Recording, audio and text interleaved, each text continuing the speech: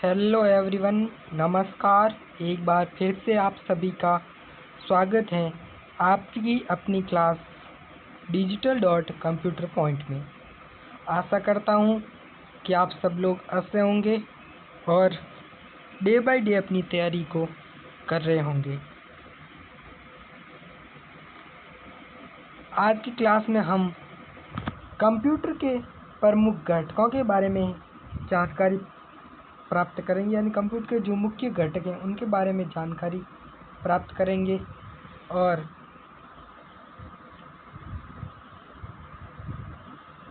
उनके बारे में डिटेल से पढ़ेंगे। तो एक बार फिर से आपकी अपनी class digital dot computer point में आपका स्वागत है। तो चलिए क्लास को शुरू करते हैं।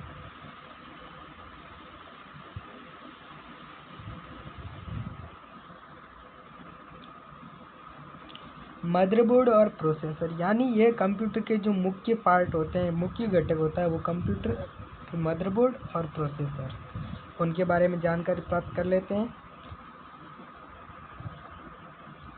यानी मदरबोर्ड होता है वो मुख्य सर्किट बोर्ड होता है। मदरबोर्ड को सर्किट बोर्ड भी कहा जाता है। मदरबोर्ड होता है, उसके ऊपर अलग अलग हार्डवेयर पार्ट्स लगे होते हैं। ये कैबिनेट के अंदर होता है और इसके अंदर ही सीपीयू होता है, सीपीयू। और प्रोसेसर, यानी यह इसे ही सीपीयू कहा जाता है। प्रोसेसर होता है वो से सीपीयू कंप्यूटर के दिमाग और सभी निर्देशों को प्रोसेस करता है। यानी जो सीपीयू होता है वो जानकारी इनपुट लेता है, उसे प्रोसेस करता है और उसे आउटपुट देता है हमें। यानी जो महत्वपूर्ण जानकारी में प्रदान करके देता है वो आउटपुट होता है और हमें रॉ मटेरियल देते हैं वो इनपुट होता है। और प्रोसेस करके हमें जो आउटपुट मिलता है वो एक आवश्यक जानकारी होती है। सीपीयू निर्माता, यानी जो इन प्रोसेसर होता है वो कौन कौन सी कंपनी बनाती है, वो प्रमुख कंपनियां हैं इंटेल और एएमडी कंपनी। इंटेल आपने नाम सुना होगा, Intel i5, Intel i7, i3, ये कंपनी इंटेल बनाती है और एएमडी कंपनी जो बनाती है वो सीपीयू बनाती है। ठीक है, चलते हैं नेक्स्ट पार्ट की ओर। मेमोरी और स्टोरेज आपके दिमाग में आ रहा होगा। हम देखो इंसान है, उनके दिमाग में हर बात सेव तो नहीं रह सकती, थोड़ी देर सेव रह जाएगी, फिर तो डिलीट होनी होनी, हर बात अपन को नहीं दे रही होगी। तो फिर कंप्यूटर में डाटा को स्टोर रखने के लिए किस हार्डवेयर पार्ट्स में, यानी किस चीज़ में, हाँ, जो मेमोरी है, डाटा स्टोरेज होता है तो मेमोरी में होता है। तो रैम, यानी तेज़ कार्य करने के लिए अस्थायी मेमोरी होती है, उसे रैम कहते हैं। अब आपके दिमाग में आ रहा वो रोम क्या काम आती है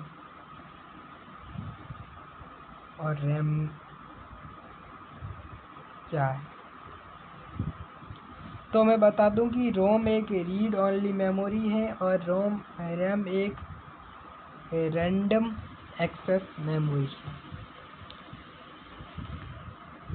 रैम वॉलेटाइल मेमोरी है और रोम नॉन वॉलेटाइल मेमोरी है। इसमें डाटा अस्थायी मेमोरी, यानी इसमें डाटा सेव रहता है। उसके बाद में हार्ड डिस्क, मैकेनिकल स्टोरेज लंबे समय तक डाटा रखता है। यानी एक रैम है वो कम समय तक ही डाटा स्टोर रख पाती है, और जो हार्ड डिस्क है वो लंबे समय तक डाटा स्टोर करती है। अब एसएसडी नई तकनीक और एसडीडी से तेज। तो आपके दिमाग में आ रहा होगा कि हार्ड डिस्क यानी एसडीडी,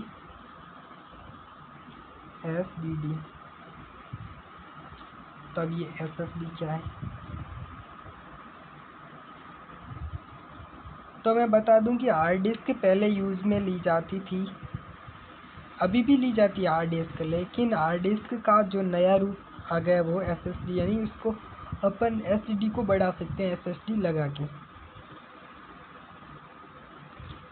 एसडीडी की फुल फॉर्म यानी हार्ड डिस्क ड्राइव होती है और एसएसडी की full form solid state drive होती है। अब आपको समझ में आ रहा होगा। चलो नेक्स्ट। अब आ रहा होगा पावर और ग्राफिक्स। पावर और graphics.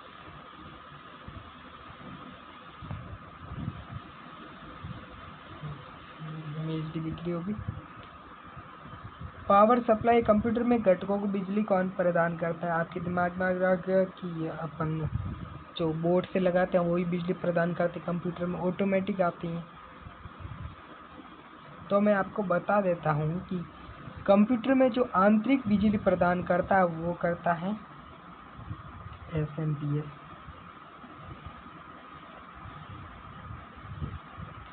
Switch mode power supply, ठीक है।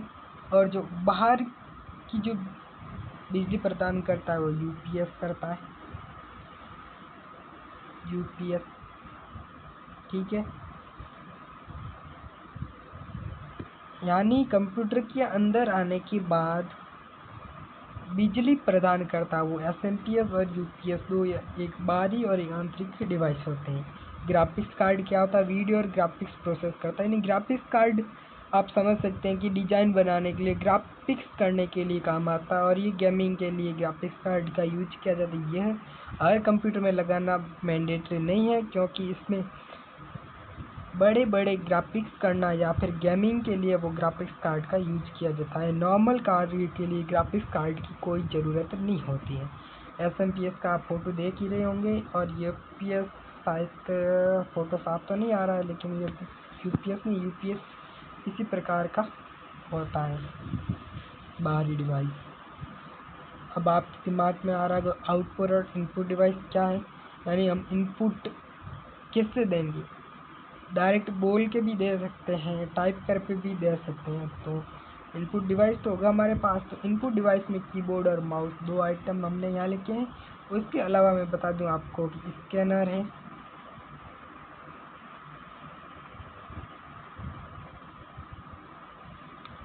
चलो मैं बता देता हूँ। यानी इनपुट डिवाइस में keyboard, mouse, scanner, microphone, light fan और जॉयस्टिक, ये वगैरह इनपुट में आते हैं। आउटपुट डिवाइस में मॉनिटर है, प्रिंटर है। अब आपके दिमाग में आ रहा है मॉनिटर और प्रिंटर कैसे? तो मॉनिटर है वो सॉफ्ट कॉपी में आउटपुट देता है, और प्रिंटर है वो हार्ड कॉपी में आउटपुट रहता है। प्लॉटर भी पहले चलते थे, वो भी एक आउटपुट डिवाइस है। प्रोजेक्टर भी एक आउटपुट डिवाइस है। चलो नेक्स्ट की ओर। अन्य घटक कौन कौन से महत्वपूर्ण घटक? यानी कैबिनेट के अंदर मदरबोर्ड लगा होता है, उसके ऊपर अनेक प्रकार के छोटे छोटे पार्ट लगे होते हैं। उनका क्या काम है? वो क्यों लगे होते हैं? सबके दिमाग में आ रहा होगा। तो उसके ऊपर कई कैपेसिटर लगे होते हैं, कई ट्रांजिस्टर लगे होते हैं, कई रजिस्टर लगे होते हैं। तो उनके बारे में पढ़ना जरूरी है। उसके बाद में एक बैटरी भी लगी होती है, फैन भी लगा होता है, नेटवर्क कार्ड भी यानी वाईफाई का भी कार्ड लगा होता है, उनके बारे में पढ़ते हैं। यानी सीमोज बैटरी, यानी बायोस सेटिंग, यानी basic input output system setting द्वारा समय और तारीख को स्टोर कौन रखता है? सीमोज बैटरी के द्वारा ही हमें तारीख और डेट का स्टोर होता है। फैन और हीट सिंक कंप्यूटर में ओवर हीटिंग से बचाते हैं। यानी जो फैन लगा होता है वो ज़्यादा हीटिंग होता है सीपीयू, तो उसको बचाने के लिए काम आता है। नेटवर्क कार्ड वो नेटवर्क को कनेक्ट करने के लिए काम यूज आता है। अब देखो ये मैंने मदरबोर्ड का फोटो भी लगाया ताकि आपको मैं बता सकता हूँ।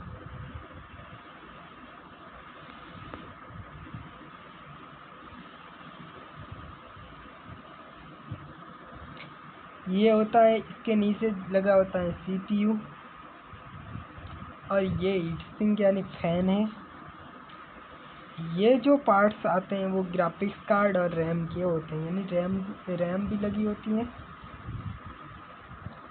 ग्राफिक्स कार्ड लगा जी, ग्राफिक्स कार्ड, और यहाँ पे ग्राफिक्स कार्ड भी लगे होते हैं, नेटवर्क कार्ड भी लगते हैं। यानी अलग अलग पार्ट, इसमें पूरा पार्ट अच्छे से दिखाया हुआ है नहीं, बाकी मैं आपको बता देता कि कौन सा पार्ट कहाँ लगा हुआ है। लेकिन मैं ज़रूर लाऊंगा आपके लिए शॉर्ट्स वीडियो या फुल वीडियो में,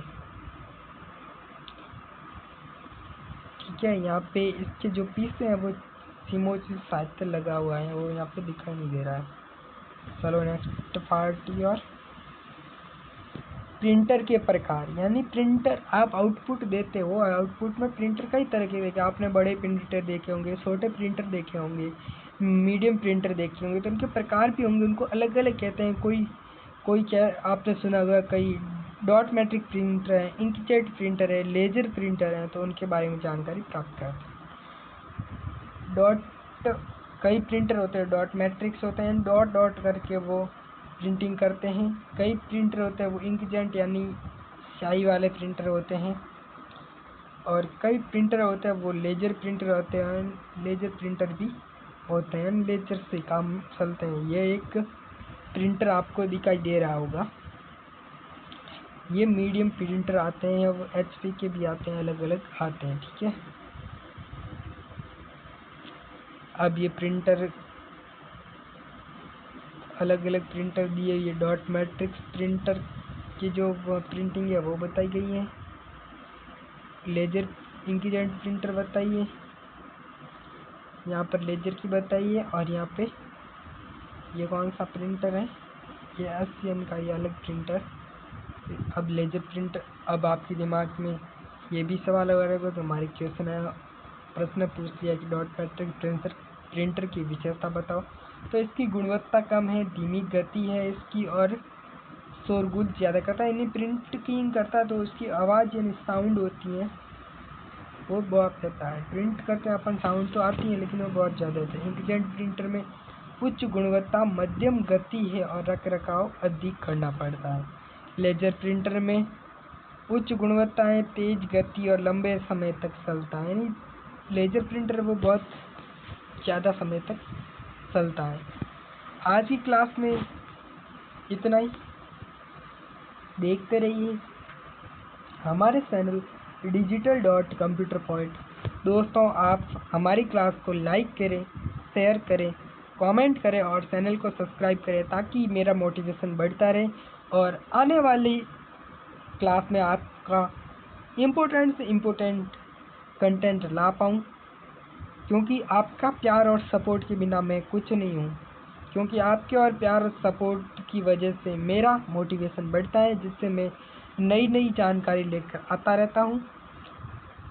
तो दोस्तों यदि कोई भी प्रकार का आपको डाउट हो कंप्यूटर में तो मुझे कमेंट में ज़रूर बताएं ताकि मैं उसका सॉल्यूशन भी लेके आ पाऊँ और आपका प्रॉब्लम का सॉल्यूशन कर पाऊँ। मित्रों, कोपाईटीआई का आप इतना लोड मत लीजिएगा कि कैसे थ्योरेटिकल पढ़ना है, कैसे प्रैक्टिकल पढ़ना है। मैं एंडिंग में इतने क्वेश्चन आंसर लेके आऊँगा ताकि आपको बिल्कुल घबराने की ज़रूरत नहीं है। आप शुरुआत में भी धीमे धीमे अब मेरी क्लास को देखते रहिए, और यह मैं उन्हीं टॉपिक को लेके आता हूँ जो इम्पोर्टेंट होते हैं। बाकी मैं फालतू जानकारी नहीं लेके आता हूँ, यानी आपके फर्स्ट सेमेस्टर वो कंप्लीट की और है, यानी 1 या 2 क्लास में और हो जाएगा, और मैं क्वेश्चन आंसर भी साथ करवाऊँगा या फिर लास्ट में करूँगा, वो लास्ट क्लास में आपको बता दिया जाएगा।